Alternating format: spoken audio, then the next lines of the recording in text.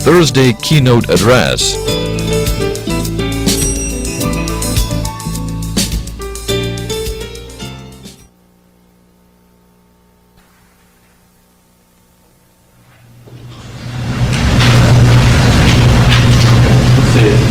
Okay, nothing's going to work today, is it? Hello?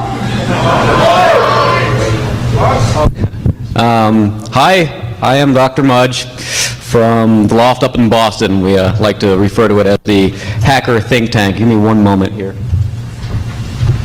I was expecting to be wireless and Nito, and of course, they're replacing that cable tray. Okay.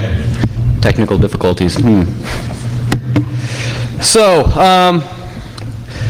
keynotes. Jeff had asked me to do a keynote, and I said, well, that's kind of interesting because you really can't go tremendously technically in detail for a keynote. It's got to be this nice, fluffy, warm, fuzzy, fooferific type show that makes everybody happy and is really deplete of any useful information. So I said, cool, I'm there, and we'll do it. The title of it ended up being, and I've already been chastised by this, if anybody takes the title seriously, you know, have a beer, relax. It's close your mind, you can find all you need with your eyes. I have to have interesting, annoying titles. For instance, those who saw me at Sands realized that the title of the talk was a springtime existential romp with Robespierre and friends. For those who don't understand their French history, look it up, it's kind of enjoyable. So I said, okay, Jeff, what we're going to do is we'll kind of try and walk through, point out the problems, because there's tons of problems, and everybody sees the problems, and everybody comes to these, and they nod their head vehemently and say, oh, yeah, look at all those problems, and they go back to work and ignore it. So hopefully we'll be able to give people a few ideas of some solutions, and then look at it from, you know, how do the technical people really play into this, and why is there the disconnect when the technical people talk to the middle management or the upper management, if they're even allowed to, and then the middle management, why the disconnect there, or why we even need them, and then the upper management and maybe what they can do to help actually do some sort of top-down dissemination to make the world work a little bit better. I have to say that coming from the loft and coming extremely from a technical side of things and being thrust in the position of now being the, in lack of a better terms, the CEO of the loft, and having to deal with managing a bunch of hackers, which is much like herding cats, and then also seeing the people at upper levels of vice presidents and CEOs of larger organizations, and then of course going and talking to a bunch of senators, which actually happened again after the Senate hearings. I'm consistently impressed by the level of knowledge and the understanding and just the brightness of some of these senior executives. And if you think about it, it makes a lot of sense because they have to kind of know what they're doing in order to get up there. The problem is, as soon as they get up there, for instance, almost all at least the Democratic senators are all Rhodes Scholars. And you can sit down and you can have a great conversation over dinner with them, and they're really, really bright people. The problem is they're so buffered from the world, they have no clue what's going on. So hopefully we're going to try and fix some of that. So why don't we hit the first slide and get into this and set the little timer. I talked for 5 minutes there, okay.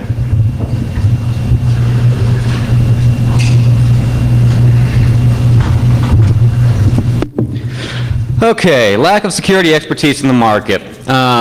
You have to be here, so you have to be wondering, why are you here? If it's just to hear that the world is all messed up and that we're all going to hell in a handbasket and that everybody owns all of the systems out there and nothing is protectable and there is no such thing as absolute security, well, that's all true. But we're going to try and look at some of the problems inside these corporations and then hopefully give some new ways of looking at it towards the back. So, and I know some people already approached me because they're flipping through the slides and looking at the end to the very beginning. I have also done technical talks to get people like that with problems and left intentionally bad slides in there. So maybe I did that again. Generic corporations. When I mean generic corporations, I mean large IBM, GTE/AT&T. I mean, really big scale organizations. You're talking 40,000 systems and up minimum. Normally you're talking 200,000 to 500,000 systems. And anytime you go to these organizations, you are going to get this little ratio of a few, really bright people and a whole bunch of really average people, and that's just the way the world is. The problem is a lot of times you can't find the really bright people in there, especially when it comes to security. So why is there this lack of security expertise? Well, any large organization can't have security as their overriding goal or directive. If it's just security, they aren't a generic, extremely large corporation. We'll talk about the government agencies and stuff about a little later. Ford Motor Company cannot have security as their overriding, this is what we do, we sell, we make security. No, they sell and they make cars. Now, they have to have a component, thanks to Ralph Nader, for security, and that's what the loft is, where the Ralph Nader Consumer Reports meets, who knows, Stephen King. They have to have a component of security, but they can't stop the production line when they think that, if somebody pushes this wrong button, or if somebody drives at an unsafe speed and smashes the car, there's a chance that they will die. They don't have the internal expertise to quantify or qualify security professionals, and this is really interesting. And this to me, a lot of these will go across the next two slides for generic corporations, developers, ISPs, government agencies. If you don't have the expertise in-house, you have no clue what you're being presented. I mean, I've seen people, I was consulting at a large organization, and they said, hey, Mudge, would you, we're trying to interview a head security guy, would you come over here and interview him? He seems to know the lingo, but, we have no way of understanding, whether this guy is full of shit or not. And I said, okay, sure. And I walked over, and the guy proceeded to tell me how he wrote loft crack.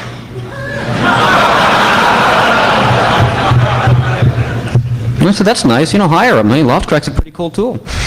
But, and there's a lot of that out there, because there is no policing, you can't go in an organization and say, yeah, I've got all the hotshot security engineers here, they know everybody in the community, they know the good guys, unless you're Sun, you can't sit there and call on Casper Dick, and even if you are Sun, you probably don't even know you have Casper Dick, and that's a real shame. But, yes, there is an extreme lack of understanding, and the security vendors, which they have their own slide in here also, do the exact same thing, because they come in and they're like, hey, we've got the greatest thing since sliced bread, this is the security, it will secure your environment. And the large organizations say, okay, what can they do? Are they going to sit there and say, did you do the crypto right? Do you have race conditions? What do you do for random number generators? How is it built? What was the implementation? DES looks great. DES is nice. DES is secure crypto. Okay, deep thought or whatever, withstanding and some other stuff. Triple DES, Blowfish, you name it, IDEA. It's the implementations that are going to bite you, and none of these guys have the expertise to do the reverse engineering in-house and give themselves good assurance that what they're getting really isn't a bunch of snake oil. So, then there's the big notion of plausible deniability through buck passing, and this goes across all the different corporations also. If a vendor comes in, and I'm going to do my very best not to name vendor names, not because I'm going to slam on them, but when I did this at the Senate, and they said, well, can you give us an example of disrupting service? And I said, well, let's assume you break into MCI. They're a large organization. Any large organization is break-intoable. It's a scalability problem. Next thing you know, I've got Dale Drew, sending me emails going, we're suing your ass. It was theoretical, so I'm going to do my best. I already blew it. I already mentioned MCI. Fine. The notion of plausible deniability and buck passing, thanks, is, if somebody comes in and says, use our product, then the vendor can say, you see, we're following industry standards. We have Firewall 1, we have sunscreen, we have, Sidewinder, in place. These are firewalls. It doesn't mean anything. It just means that you now have an appearance of security, which is arguably much more dangerous than having real security or the lack thereof. So, then the final one is a lot of these large organizations don't believe that their products actually have anything to do with security. Not mentioning company names again, I guess, was it Rational Software makes a clear case? And I came out with an advisory a while back because I saw that they had roughly a 6 meg executable that was set UID root. I said, that's almost impossible to secure.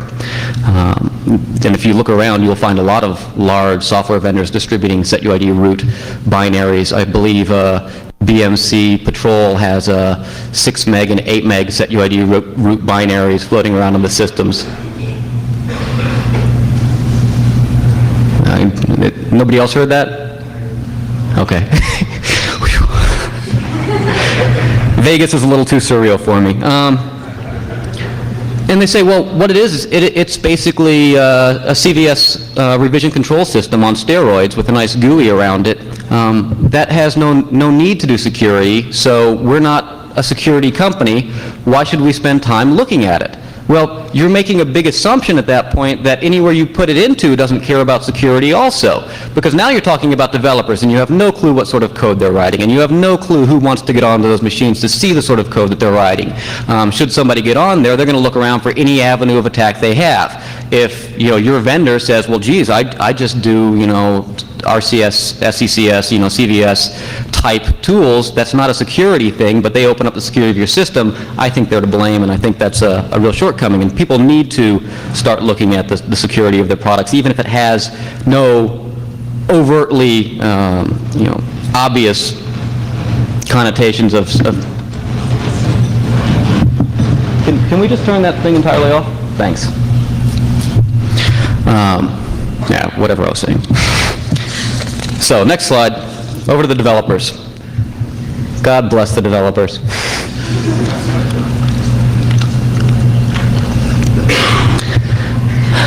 And God bless the project directors that don't let them do anything relating to security.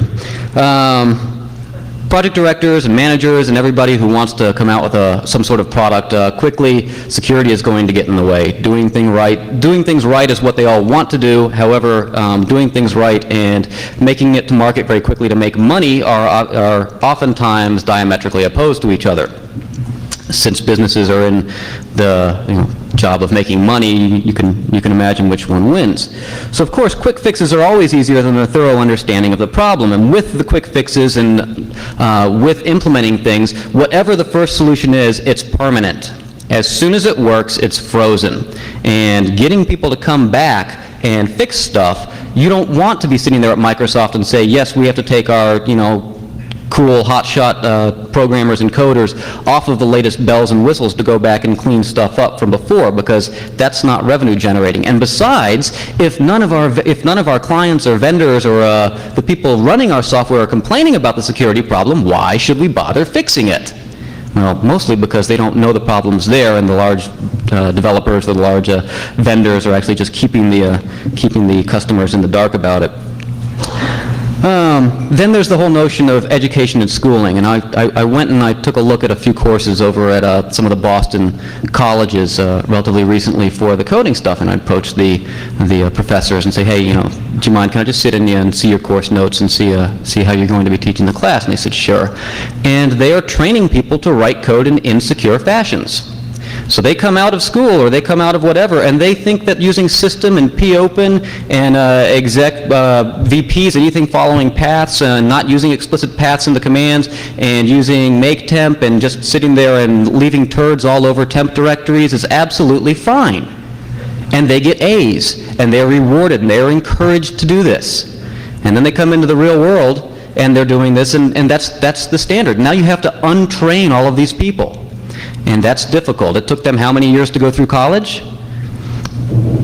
Okay. Peer review never seems to happen from a security perspective. It's a real shame. Bruce was talking about this yesterday. Everybody screams bloody murder. We do great Q&A. We do great regression testing. Microsoft said, well, geez, why didn't anybody point out these security bugs? It's not like we didn't beta test the stuff. We had a huge beta test team. This was when 4.0 first came out. Well, beta testing and looking for security bugs are two completely separate things. So there, now I've stolen something from you, Bruce. Let's see, anything else? Yes, the corollary to the first solution is always permanent is that the quick and dirty solutions are always permanent also. ISPs and managed firewalls. Next slide, please.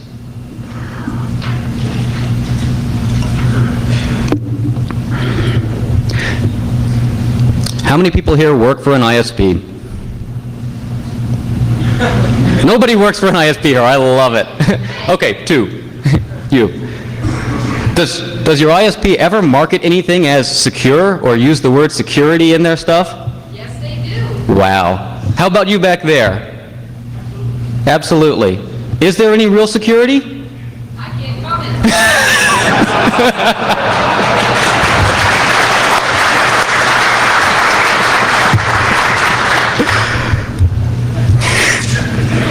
You rock, Kelly. Every ISP, because all the customers are sitting there and looking at all the media and they're saying, oh, hackers are out to get you, the whole world is falling apart. And they say, well, we've got security. We are a secure ISP. We care about all of this. Putting security and restricting people's access is anathema to what an ISP is trying to do, which is to provide ubiquitous access to everything. It doesn't happen. When it does happen, it's entirely marketing from what I've seen, or it's the salespeople wanting to give warm fuzzies, and then you come back in and you're like, holy good God. When we talked about taking down the internet in 30 minutes as all the buzzwords in the media picked up at the Senate, that was entirely because the stuff at the maze and the routers and everything, their job is to move packets very quickly. Their job is not to filter and block things. Filtering and blocking things slows things down. Everybody wants to move to 100 megabit OC3s, OC12s, gigabit backplanes inside of their actual local NOC or their local ISP environment. This is not conducive to restricting and putting filters in place and analyzing and looking at every single packet. Then you have the ISPs that do like managed firewalls. And you look at them and some of the reasons that you might go to one of these ISPs is that you don't have, because you're that large organization or you're a medium-sized organization, and you don't have the internal security expertise. And you've tried to hire these people, and you can't find them. I mean, there aren't a tremendous amount of really savvy, knowledgeable people out there, in the field that aren't gainfully employed already. So you give up and you say, fine, company foo over there is offering a managed firewall. They put it in place, they read the logs, they do everything, they audit it. This is great. Well, I've seen these companies that are doing these managed firewalls, and they have the same problems. They can't find anybody out there. They can't hire the people. Oh, sure, they've hired, a $250,000 security expert. They've got Dan Farmer, Marcus Raynham, and Cheswick and Bellivan all sitting around there staring at your logs? I don't think so. But nonetheless, I mean, there's a big demand for it, and people will pay for that, and they don't realize that the problem is across the board. Everybody has this problem, and when a managed firewall vendor says, yep, we can do this for $20,000 a year, that saves you the price of hiring a full-time security expert, you got to wonder how they got around the problem. So, next slide.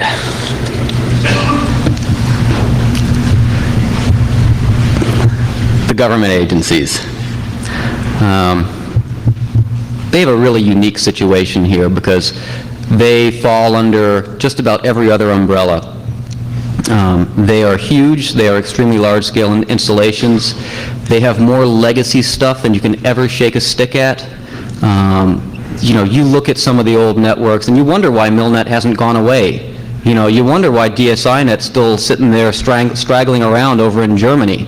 And it can't. It's just there are so many things that the large government agencies have to fight with, and it's almost an impossible task for them to go through. But we'll point out a couple of the things here that really stick out. The legacy systems are impossible. Then there's the fact that you've been doing this now since, the early 70s, especially the agencies that were involved with DARPA and some of the other places that really wanted to set up early computer systems. And once you get something in place and it starts working, it's very difficult to change that. What I was told by one of my military friends not to mention is also that nobody wants to rock the boat and actually implement or instigate or start the changes because it's your head on the chopping block.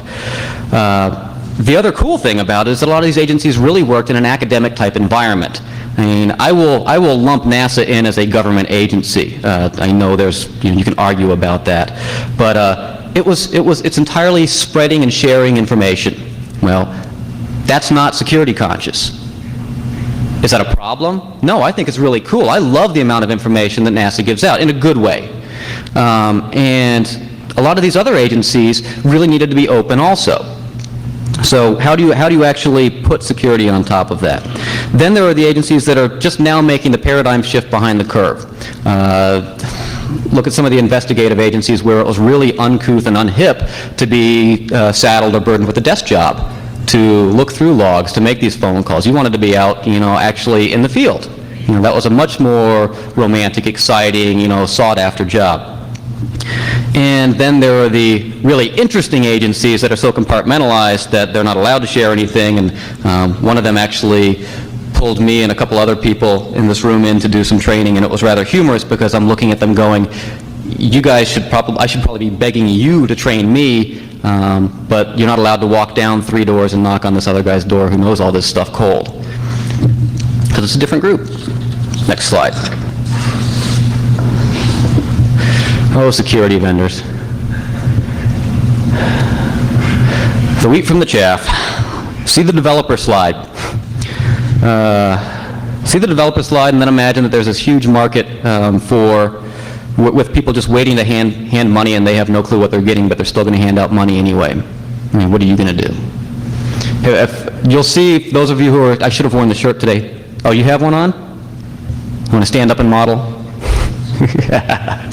This is the new, we've decided Loft is now going to completely sell out, and we are going to join the mainstream, and we're going to sell snake oil too. So we have the new Loft Crack t-shirts here, and on the back you can see the little medicine bottle saying, makes the weak strong. Let's see. I don't remember what the hell's on that. 1 part curious advanced crypto, 1 part dictionary passwords, 2 parts legacy support, 5 parts optimized assembly code, warning, root force strength and providing password, let's see, practitioners of the fine art of deobfuscation. So, we figure that all the other vendors are actually dressing this stuff up to make it look legitimate, and it turns out that a large portion of them are really snake oil. We figured if we made ourselves look like snake oil, people must assume that we're actually legitimate.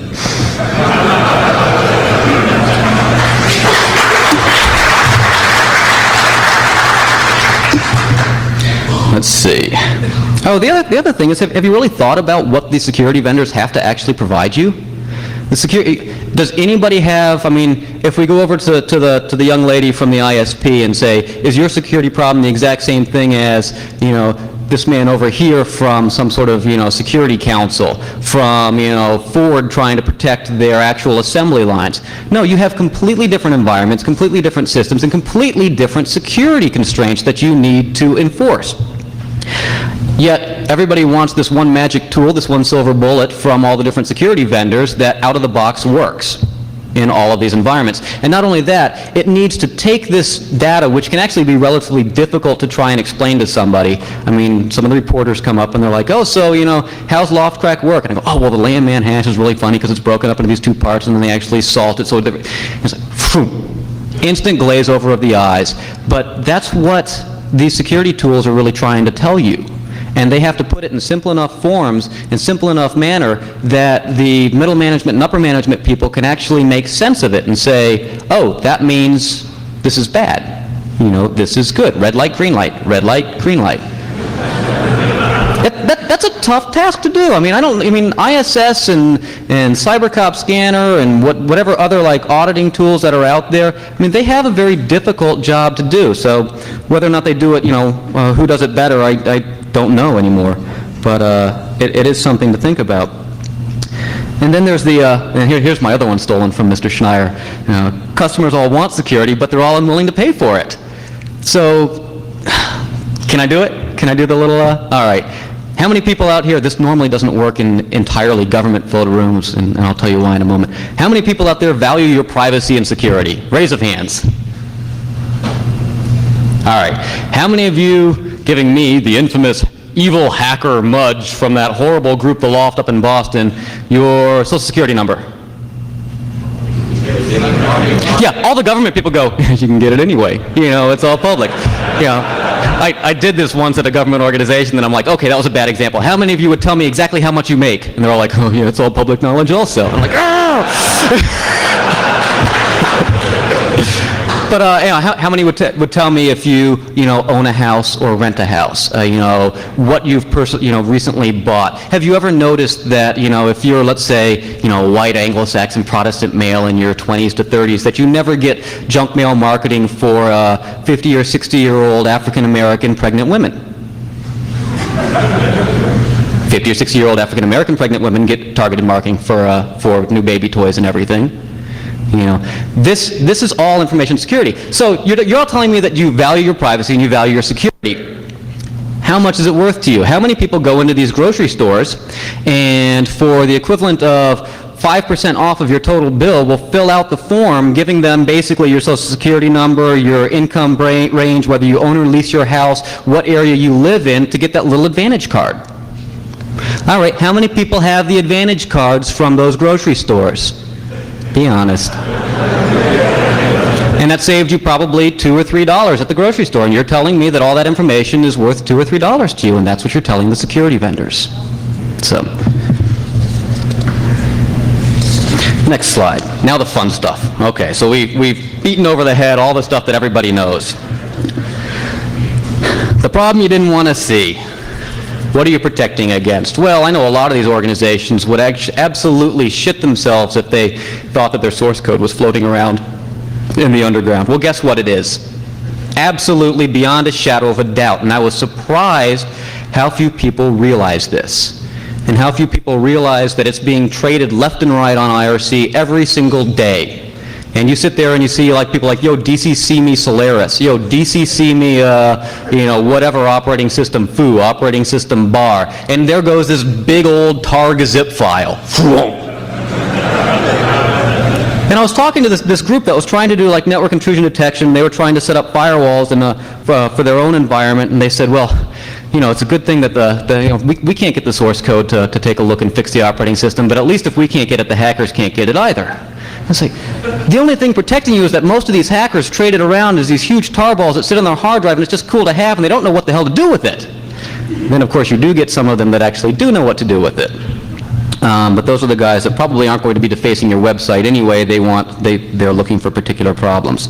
The bad guys have the source. Sun and Microsoft are great examples. I mean, both of them really probably don't believe that their source code's out there and floating around. Yet both of them have given their entire source trees to universities. Universities. Let's go back to this academic environment. Free, sharing information, sharing knowledge. Students! The most trustworthy people in the world.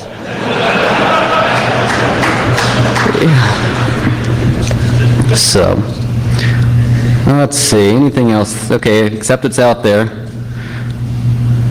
Oh yeah, legal steps are being taken to make it more difficult for people like my group, the Loft, to actually try and do good things. If you look at H.R. 514, House of Representatives bill that was passed, that basically says it's illegal to decode any digital transmission, whether it's scrambled or not. If you look at WIPO, geez, if you reverse engineer it and it wasn't your software in the first place, you're breaking the law. Yeah, you can't sniff. I'll tell you what happens. If HR 514 and WIPO become really, really, prominent and prevalent in industry and society, I'm going to start writing viruses. Because that way McAfee and Symantec and Norton and all those folks are basically reverse engineering my viruses in order to scan for them. Think about it. This is really silly. This is Ford, building a car and presenting it to you with the hood welded shut and saying, A, no user serviceable parts inside, and B, you have no reason or right to learn how this is working. Never mind the fact that when you strap yourself behind the wheel, you're trusting your life to us. So that's been the large thing where we've been going to the political people saying, look, you can't do this. This is really, really bad. This is directly opposed to how patents work. The entire patent mechanism is so that you share information and other people can learn from it and improve upon it. That's how the world progresses. But lobbyists, are very powerful and have a lot of money, and it takes a lot of work to undo that. So next page.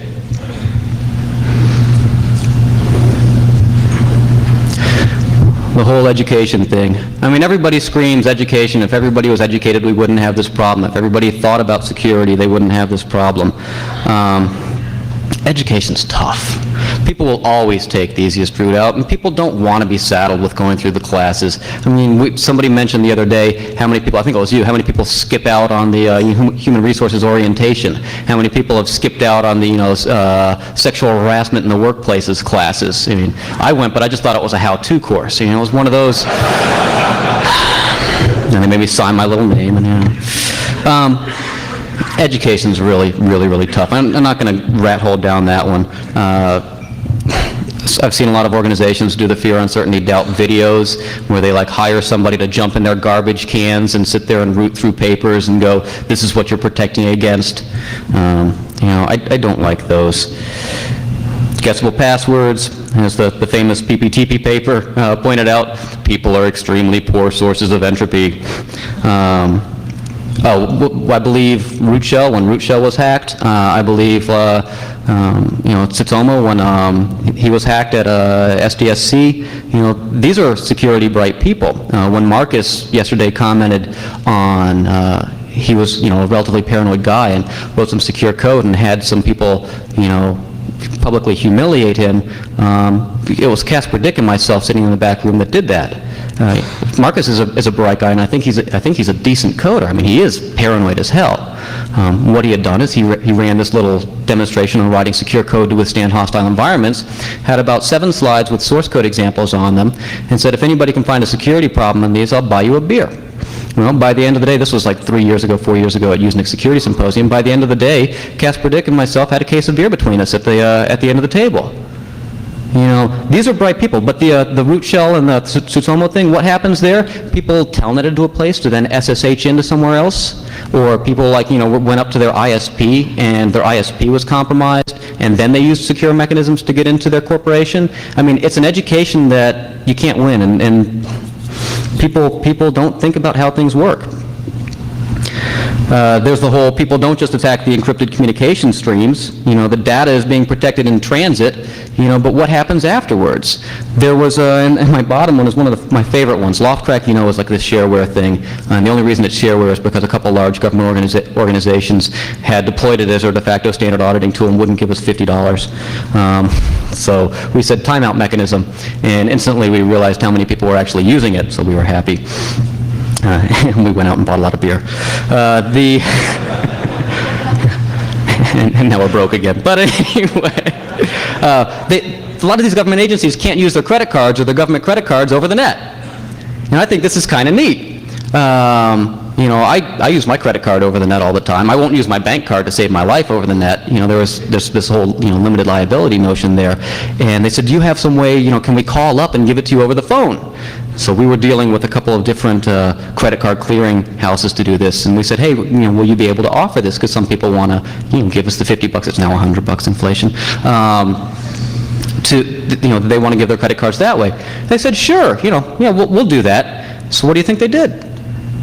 Now they pick up the phone, answer it, and get the credit card number, and then they actually web in to their server. They're at different geographic locations. They're going over the entire internet to plug the credit card stuff in. But at least government agencies can buy the software now that way. So some corporate paradigms that don't work, and then we'll get on to the fun parts and try and make people leave here with a smile and a song in their heart. Okay. And I've seen these all at various places that I've either contracted for or worked at. Management obviously looking for marketing dollars. We've got this really kick-ass firewall. Your competitor just bought it. They're running behind it. I don't know what you're running behind, but what are your customers going to do when you ask them how you protect yourselves? If you are not running Firewall 1, you're nobody. Nobody else has heard of anything other than Firewall 1, so you want to have that name. Not saying Firewall 1's bad, not saying it's good. John bought a bigger car than me, so I got to go buy the same car. Otherwise, I'm just not hip, and I'm not doing industry standard due diligence. It's window dressing. It's entirely window dressing. And whichever company has the most marketing money and sales money to send out to get to this level of people, because we've learned this the hard way trying to make Loft pay for itself, it takes a lot of money to actually go try and sell stuff to people. We don't have that. We're a bunch of hackers that, want to basically disseminate information, which is another thing that is, directly opposed to making money, it seems. Then there's the companies that say that the solution has to be completely supported and they will never look at anything shareware or freeware to save their lives. And I can understand that from some stances. I mean, you don't want something breaking that's completely homegrown, internal, and the guy who wrote it, took off and, documented it, says read the source code. The caveat to that is there are people that sit there and say, in management, well, if you don't like the way these commercial things are, we've got all the toolkits to write it ourselves. That doesn't work by itself. Middle management dictating security never works, because as soon as you're in an organization and you're in charge of security for a large amount of other organizations and you say this is what we need to do, somebody in sub-business unit across the hall says, Mudge is making my life difficult. I'm going to get my manager, who outranks his manager, to go over and open up the firewall or to undo all the security stuff.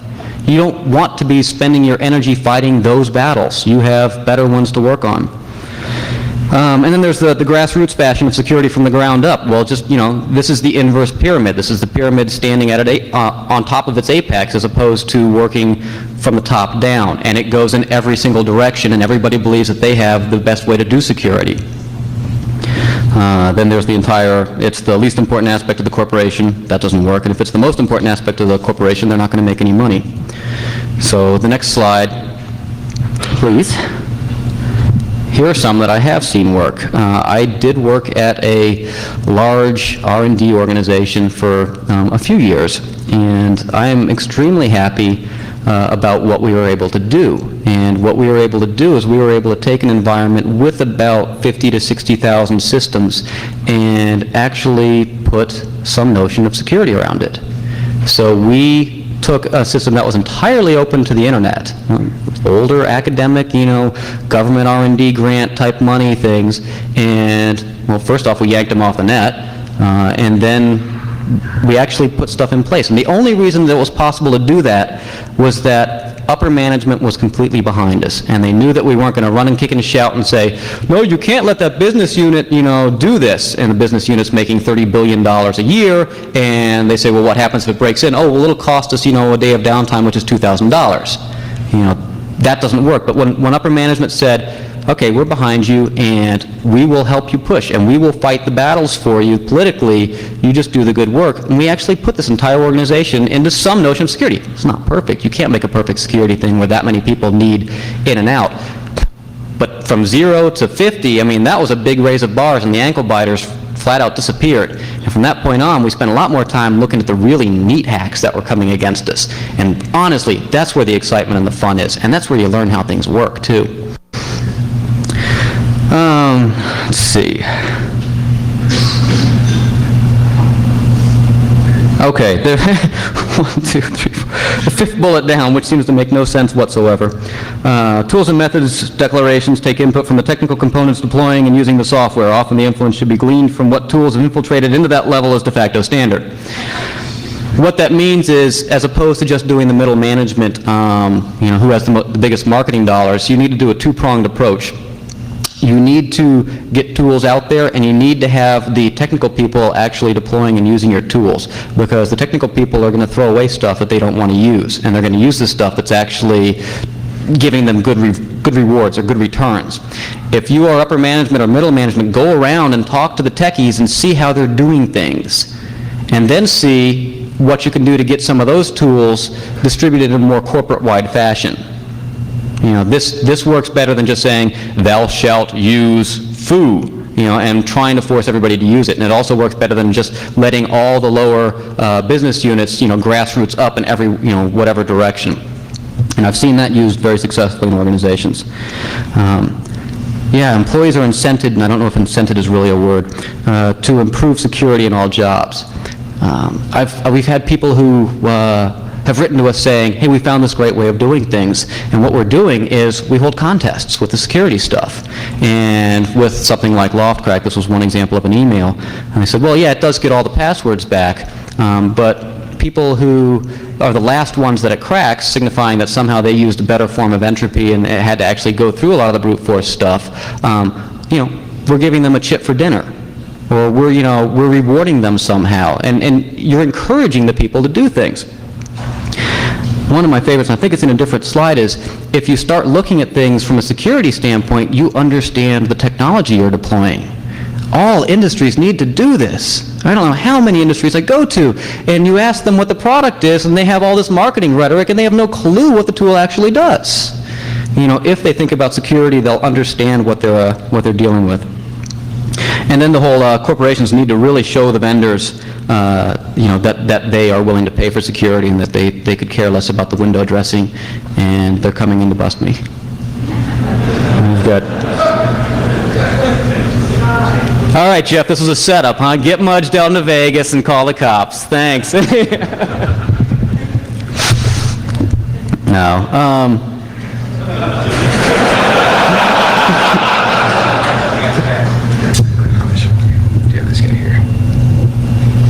Paging Mr. Ted Hurdy. Ted Hurdy? Anywhere? Yes. Is that a Ted Hurdy? No problem.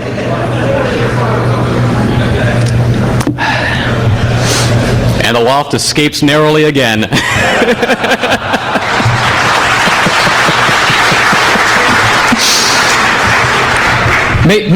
Make your security focus enforceable by human resources. Now, be really careful with this one, because we also get people sending us email going, we were surfing your web page and we had some of the exploits and now I'm fired. We've gotten that, and I'm sitting there always looking at it going, well, I hope that it's really not that bad out there.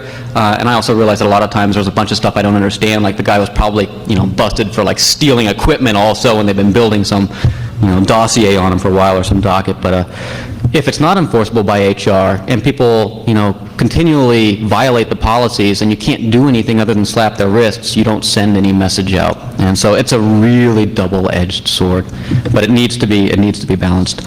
Next slide.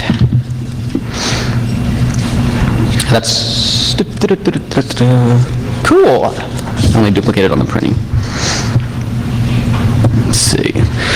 Context, switch your mindset. Some spook came up to us a little while ago, and we were all out having dinner. And the spook was telling us about this little tour he got of an ISP who had their NOC built in a bomb shelter under a golf course. And he said, look, we're all set, you can drop nuclear bombs all around us, and we'll keep pumping out packets. And the spook was sitting there laughing, took another sip off his beer and said, it was cracking me up. They were ready for the last World War. And of course all the guys at the loft were like, last World War? What you mean last World War? As if, when's this next World War coming and where do we need to go? But that's exactly what it was. You need to get out of that, hey, I'm protecting against,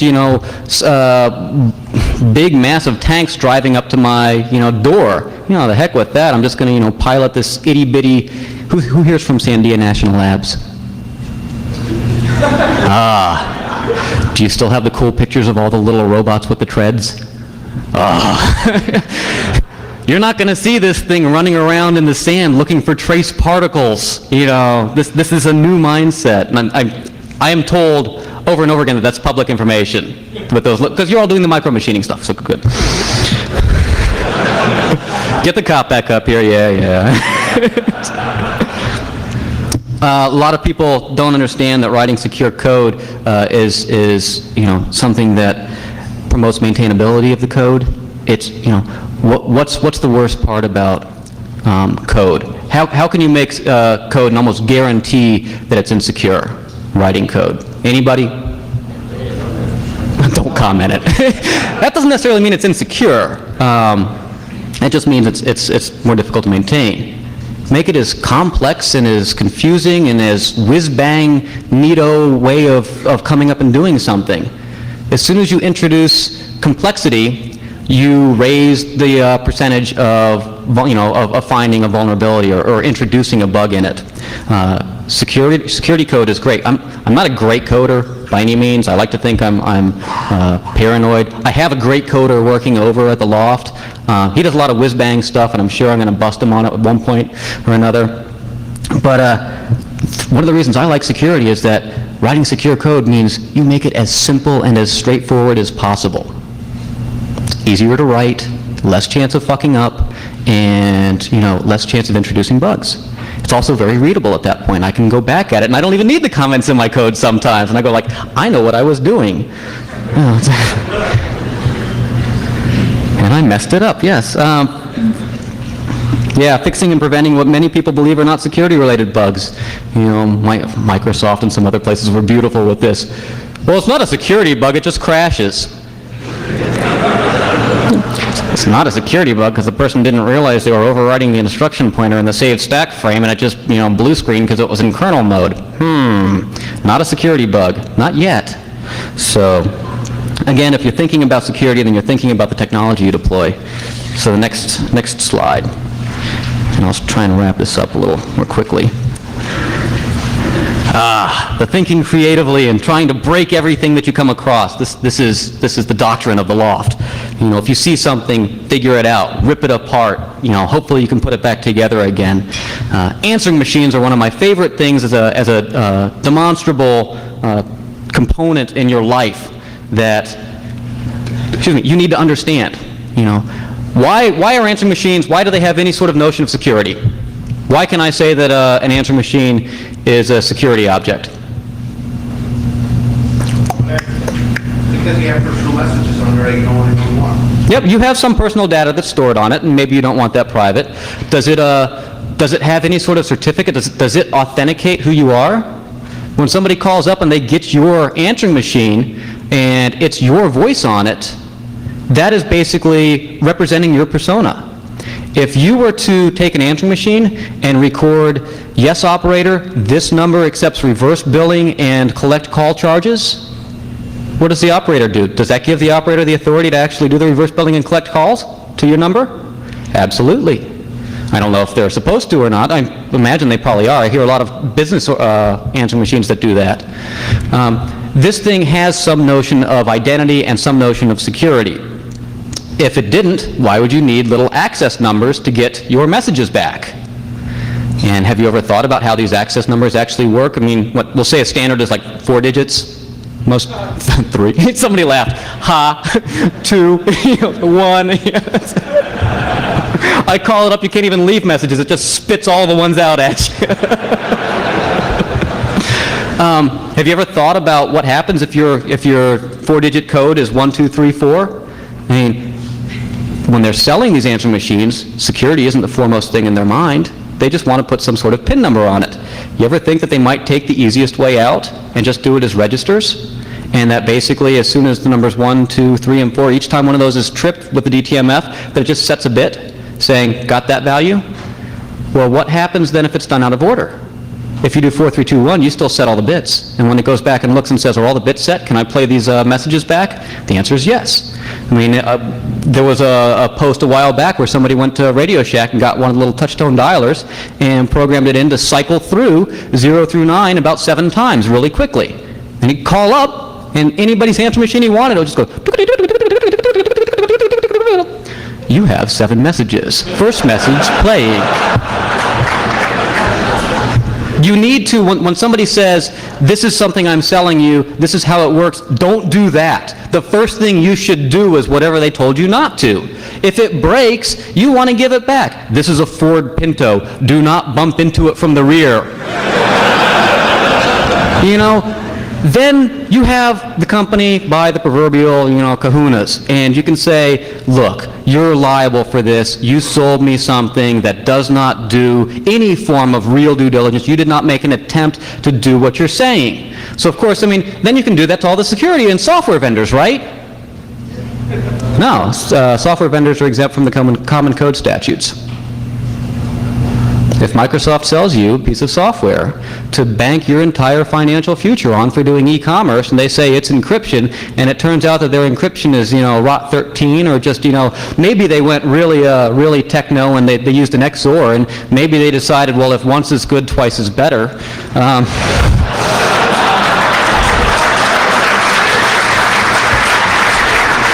And you lose all of your money, you go to Microsoft, and and I apologize, I know there's a bunch of Microsoft people out there. It's not a personal attack on Microsoft. They are a good example to use because everybody's familiar with them. You can insert company name, whatever. So anyway, Microsoft, they don't have to give you anything. They don't even have to say they're sorry. This is all the software vendors out there, exempt from common code statutes.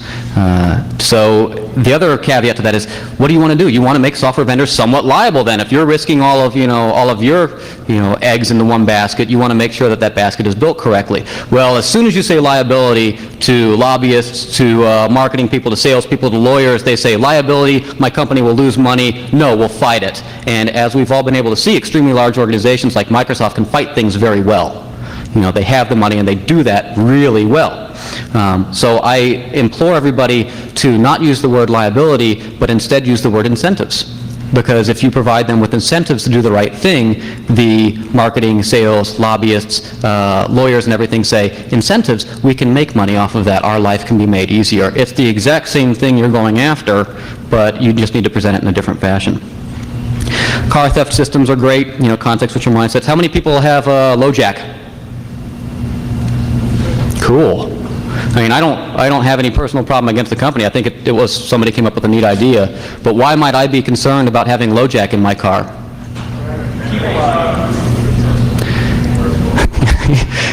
Do you think I like key escrow?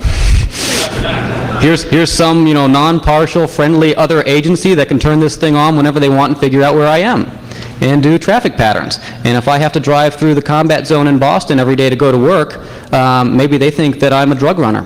Maybe they think that since I go there that I am some uncouth person who just lives at strip joints, So I don't have LoJack. Yeah, that I know of. There's some great LoJack stories like and I don't know if this is a rumor or not, but a guy over in Russia, they have this TV series, and if somebody can confirm or deny this will be great. And they put LoJack in a car, and they have the guy drive, and it's like a Mercedes or a expensive Beamer or something. And if the guy can keep away from the authorities that they send out to get him for 30 minutes or 45 minutes, however long it is, he gets to keep the car. So they've had two people actually win and keep the cars. Now, of course, the loft said, ooh, we should go over to Russia and rig up a little thing that just drives by and sets the low frequency off to trigger everybody else's LoJack cars, and of course then they don't know, which one we are in the wash. But one guy was a professional racer, and he drove to an air base and basically sat on the tarmac, doing circles as all the cops were following him in the circles for half an hour, and he got to keep the car. The second guy just, I thought that was kind of hip. We'll get Space Rogue to do that. He's our resident race driver. And the second guy just drove into a big tunnel and parked.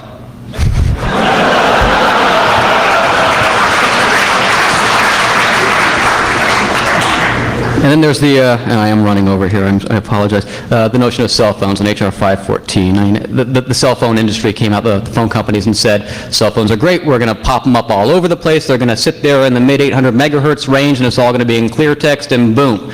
And then when people said, well, hey, we had the belief that our phone conversations were somewhat private. This is something, yeah. And the cell phone companies went, well, if we could have put, simple encryption in place, we could have put some sort of authentication mechanism in place, but we didn't. We wanted to get it out there and make money. So now when they need to fix the stuff, what do? They lobby and they get HR 514 passed so that people say it's illegal for you to listen to that.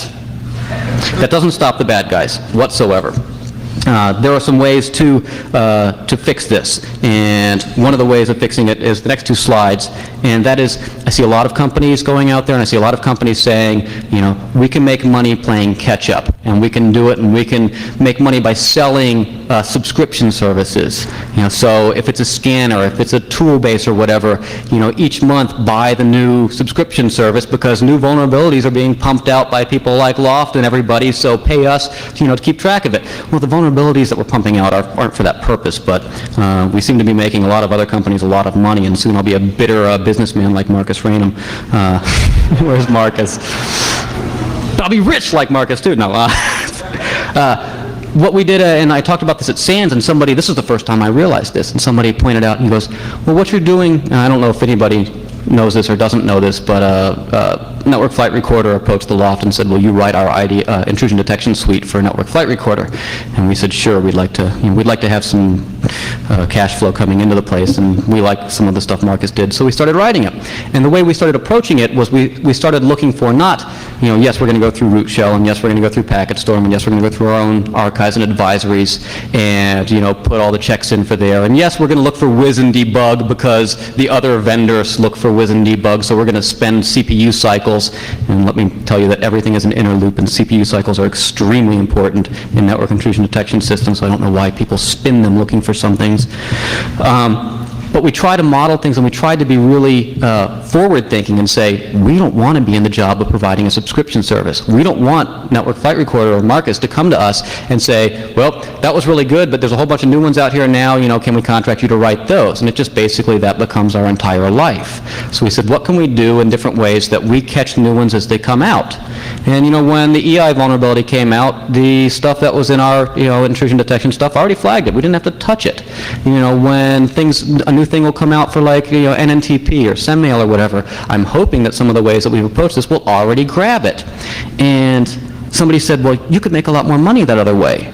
I'm like, yeah, I guess we really could, but that's not the way we really need to be taking this world if we need to secure it. We need to start thinking more forward and less backwards. So, IDS, let's go to the next page. I'll give you a quick example of that. Thinking a bit more forward. So we'll say that this is SMTP and NNTP are basically the same protocol. You have a command section, you have a header section, you have an article section. The command section is when you first connect in and you do the hello, mail from, receipt to, expin, verify, turn. I don't know if anybody remembers the wonderful turn command that was introduced to SMTP, being take this person's mailbox and redirect all the mail over to this other place. So I'm waiting for like Microsoft or somebody else like Exchange to actually implement that in their SMTP proxy, but that's the command section. As soon as you type data, you switch state. You are now instantly in the header section. The header section goes until you have a blank line, in which case that says headers are over. Headers are subject, reply to, X authorized or X forwarded agent approved by type blah, blah, blah. As soon as you have that blank line, it goes into the actual body of the article, and that body of the article goes until you hit, 0A0D period 0A0D. So, why do you look for whiz and debug in anything other than the command section? If you're on a mailing list for Unix developers that also play Dungeons & Dragons, you're going to have a lot of false positives here. As people say, whiz and debug all over the place. You don't want to be looking for receipt to, let's see, what was UUD code or whatever the vacation message actually ended up going to that would bounce it back in the headers section or the article. Actually, it was the reply to was the, so that would be looked for in the header section. Here's what you get by modeling state around these applications. And modeling state can be a really powerful tool, and it's a good way of just showing an example of a context shift and how to approach things. What are two advantages to this that are really important for network intrusion detection? Speed. You're no longer looking for whiz and debug in places that you don't need to. I'm not scanning for, I'm going to ambush the HR person at 5 p.m. and beat them to a fruit juicy pulp over every hello foobar, mail from, receipt to. I'm only looking for that in the article. I am not looking for I'm not looking for whiz and debug inside the actual body of the message. And it took some IDS vendors a while to start doing this. The other, and it created a real problem. And it wasn't just the speed. What's the second thing that it created? A bunch of false positives. If you have too many false positives, it's a useless IDS system. If you're too slow, you drop packets and you miss everything. So, and then the next one is an example of how to, how to look at things from a different approach. This is a tool that we're going to be releasing in a couple of days, where this is actually the first time we're announcing it. And whoever here is from Network Associates, it's not going to be called Sniffer. It is going to be called Anti-Sniff, so that should be okay. This was an older, yeah, thanks. Turns out Network Associates has a copyright on the word sniffer. Yeah, now everybody's going to beat you up. So what we decided to do is we said, well, the heck with these scanning tools looking for people who are breaking in. When you buy ISS, or you buy, CyberCup Scan, or you buy NetTech or Netective, or I don't know all the names of the tools out there, and you're looking for potential vulnerabilities in systems. And that tells you if systems are potentially vulnerable or not. It doesn't tell you that, yes, this system was compromised and it was broken into. You get some host-based systems that then say, okay, well, we're going to look and, well, geez, you've got a bunch of, UID zeros inside of your password file. You've got a bunch of set UID root programs floating around, and maybe some of them are actually even bright enough to say, guess what, that's the exact same size as bin.sh. That's a good example that you've been broken into, but it is at the end node, and you actually have to go throw this software onto each one of them, and as soon as you get to a 400,000 system environment, that's impossible. End node security does not scale that far. So we said, what are we going to do? Because we were playing around with some stuff, and I believe I saw Tom Patachek and Tim Newsham discussing some stuff on comp security, Unix, or whatever, and they said, and they were having an argument with some guy about whether it was possible to detect if a machine was in promiscuous mode on the network without actually ever logging into the system and doing an ifconfig or anything like that. And a bunch of people were saying, no, it's absolutely impossible, and a bunch of people were saying, yes, it is absolutely possible, and what we've done is we decided to actually prove, yet again, making the theoretical practical, that it is extremely possible and it works very well. So some of the ways that we actually do, oh, I'm getting ahead of myself. Why would it be important to know if a machine's in promiscuous mode? Yeah, people sniffing traffic. I mean, has anybody here ever done a penetration test, or a real full-blown one? Like, you really have fun doing it? Yeah. You could raise your hands. They're just like, maybe. What's one of the first things you do when you get on a machine? You sniff. You don't want to sit there and go after every individual machine and try every bug to get in. No, as soon as you sniff, you're going to get all the passwords for everybody else's machine, because now you're in the soft, mushy inside, behind the hard candy coaty out, cover, and you get all this free work done for you. You go out, you have a few beers, you smoke a cigarette, and you come back the next day, and it's like, boom, now I own the rest of their network. That was tough work. So and I'll give away. It's going to be a shareware type product, kind of like LoftCrack, and we're not going to give source code away to this one because we wrote it as a Windows 95, 98 NT GUI. And Tadeu Lohman had the great line of saying, whatever I write for Unix, I will give away for free with source, but if you make me do Windows programming, you have to pay me to do it.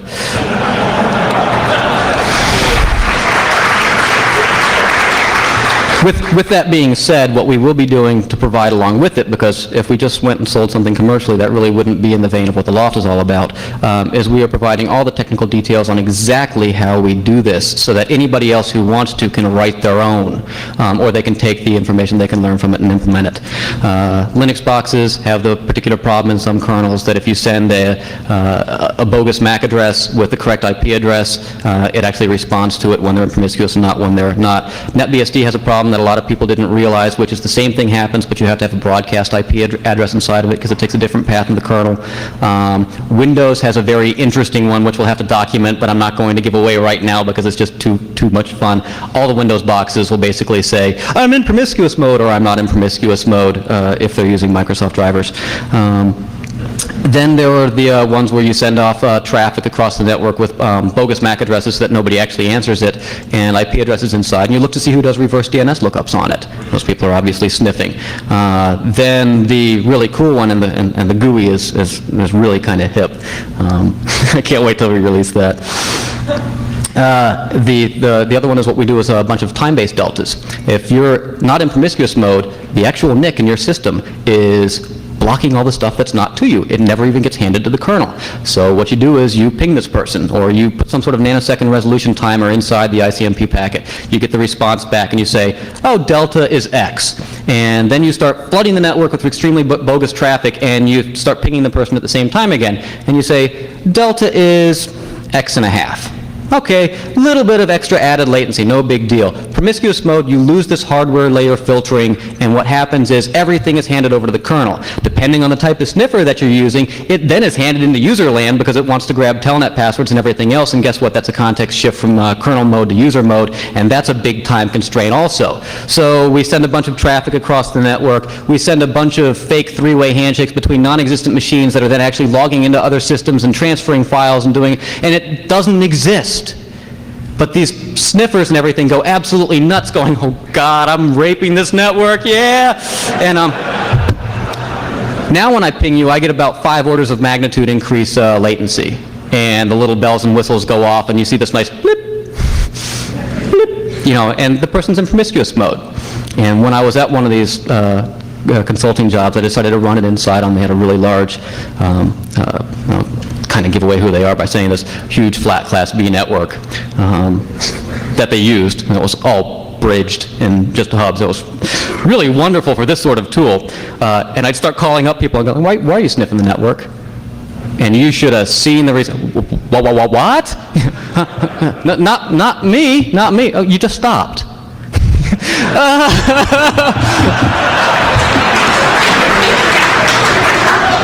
So what this is not a sales pitch for any sniffer, but this is saying you don't have to play reactive. There are a whole bunch of new ways to look for analysis and look for patterns and look for problems on the network and look forward thinking. And it's good to know when people are actually sniffing the network, whether it's for malicious intents or whether it's somebody doing a debugging station, trying to find some network problem. So, and much like any other loft tool, it can be used for good and it can be used for evil. The good guys can find out, who's compromised their network or who's sniffing on the network. The bad guys can find out where the network intrusion detection boxes are, or to see who else has broken into a network. Maybe somebody's on your turf. And if they're sloppier than you are, you want to get out of there because they're going to attract attention. Okay. So the last slide, and geez, I really ran. Everybody sits there and says you might be up the creek without a paddle, and I have not seen a canoe that basically being without a paddle, really degrades your quality of life or quality of service tremendously. So, no, there is no silver bullet out there. Stop looking for it. Stop trying to get these vendors to do it. And Cheswick's going to kill me for this one. I was out a while back, and I was out with Cheswick, and Belvin there and Matt Blaze were there, and they're having this big discussion on how they didn't like something in the extremely large number generator, libgmp, in SSH. And because of that, basically their entire gist went, throw SSH out and go back to using Telnet. These are brilliant people. These are people I look up to like you wouldn't believe. And they were honestly like that. Well, there's a slight problem in here, so throw that one all out. They're academic people, and their job is to look for that silver bullet, and they can do that. But don't take that mindset inside of the corporate world and throw away any useful security that you have because it's got a chink in the armor and just take all the armor off. It's better than nothing. My second one was, I love this. Give yourself the warm fuzzies, get the brains internally. Don't outsource all this stuff. When a vendor comes in and sells you something, pull in some savvy people in your organization that do reverse engineer stuff. The more organizations that do this reverse engineering in-house and everything, the more difficult it's going to be for them to pass extremely bad laws stopping people from learning. And also when the vendors come in, you can sit there and say, well, let's take a look at it. And when you do find the problems with it, you get a double advantage. One, you can go to the vendors and say, look at all the work we're helping you do, cut us a break on the price, and they will. And two, the vendors then have better software for the other people out in the world. Let's see. Take the blinders off and listen to all sides, white hats, gray hats, and black hats. Loft likes to put itself right in the middle. That's the gray hats. I've seen a lot of people in the white hat community that absolutely turn a blind eye to the quote-unquote bad guys, the black hats, and they won't look at what they're doing, and they won't, and they ignore it. This is the equivalent of, the FBI looking into a carjacking ring or a car theft thing and refusing to talk to people who actually steal cars to figure out how it's done, maybe how they operate once they get the car, what do they do with it after that fact. The same thing, I've seen a lot of black hats who are just like, I'm not going to talk to you, you work for the other side. No, you can't do that. Take the blinders off, get the information that you need. Now, my favorite part is that everybody has to ask themselves these questions, and I proffer that most of the people in the organizations out here can't answer these. you have to ask yourself why you need to be secure in the first place. If you can't quantify and qualify what the risk is and how much it's going to cost and how much the security stuff is going to impact it, you don't know what you're doing and you're just throwing, you're throwing money away. Then you need to, along with that, balance the security versus the actual business strategy. If you say, we're not going to let the organization over there do business, and if we do that, that costs us $200 million, maybe $200 million is within their risk budget. And finally, do you know where your crown jewels are? Not many people know. If you don't know what you're protecting, how can you protect it? If you can't answer those questions, don't go forward. And if you can answer those questions, try and follow some of the things in the other slides on some corporate paradigms that we've seen that do work and some other ways of thinking about things. And I think that hopefully the industry and whatnot will start moving in the right direction. Thank you very much for your time.